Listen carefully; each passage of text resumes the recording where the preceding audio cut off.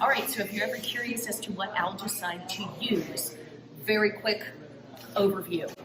Algicide 60 is your maintenance algicide. It's also good for green algae.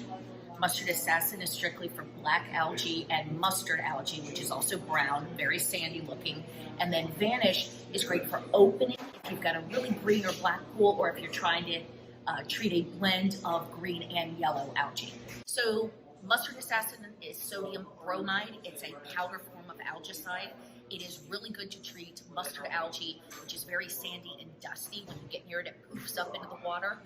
Also, black algae in concrete pools is really good to use on that, where you can apply it directly and then brush really well.